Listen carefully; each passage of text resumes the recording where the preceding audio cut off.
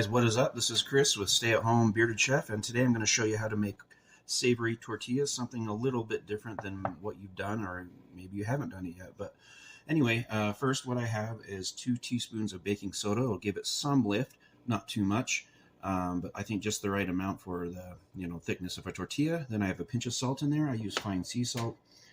And then what I use different is olive oil, about 1/3 cup of olive oil. EVOO is what I use. And that's what gives it a little savory edge, just a different taste, more than lard or vegetable oil. And then I usually like to put a herb in there. So what I have today is crushed red pepper. You could put dill, thyme, whatever. Try it, see if you like it. Maybe you don't. Maybe you just like the plain tortilla. And then I have a cup and a half, 2 cups of water right here, lukewarm, about 110 degrees Fahrenheit. That'll help bind everything together. So first what you want to do is combine your dry ingredients, right? So it'll mix better. Like that. A quick stir of your fingers. And then I'll do my crushed red pepper. I'm a spicy kind of guy, so I like a little spice in my life. And now what we have to do is add the olive oil. Just kind of drizzle it in like this. Okay. Get rid of those off to the side, like that. Let's incorporate it, like that. There we go. It'll get kind of clumpy feeling, which is fine. And then what I want to do is make a little well right in the middle of it. Pour about 1/3 of the water that you got, and just incorporate it. Keep going, just round and round you go. And then one cool thing you can actually do with this tortilla dough is you can save it up for just 7 days in the fridge. It's just fine. Wrap it in some saran wrap, or you can actually freeze it. I've done that as well, and it stays just like you made it that day. It really does. It's really amazing. So something you can do is prep ahead of time. So you do a bunch of these if you're into that type of doing for your kitchen and your family. So it's a great way to go. So I just keep going. Getting a little sticky, so I have a little extra flour here off to the side.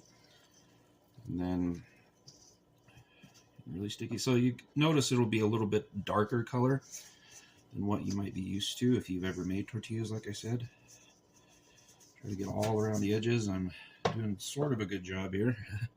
Anyway, just keep going. Then after this, you will want it to let it rest for about 15-20 minutes. Alright, so after I've let it rest for about 20 minutes, I've rolled it out to about 10 inches. Nice, pretty thin. You can almost see through it if you hold it up to the light. And then just a little bit of olive oil in the pan. Not very much at all, maybe half of a teaspoon. And then you want to lay it away from you. Like that. You should hear the sizzle. And all you want to do is about 15 seconds on each side. If you do it too long, it will break on you, okay? So as you can see, you can kind of see it bubbling up. Try to get a little bit closer here for you. Sorry. But anyway, like that, you can kind of see it bubble up. You can use tongs, or I'll just use my hands and flip it right over. Kind of see the nice cook marks there. Just kind of let it cook. Very simple. One thing too, after it's done cooking, you don't want to use it to roll it right away. I would let it sit for about 30 seconds to a minute, so it rests, kind of like before you cut meat or anything. Let it rest, and then it'll be much more pliable, and then you fold it and it won't break. 15 seconds on that end, and then I'll do it one more time.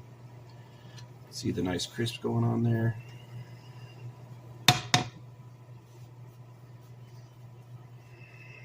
You do, take it off.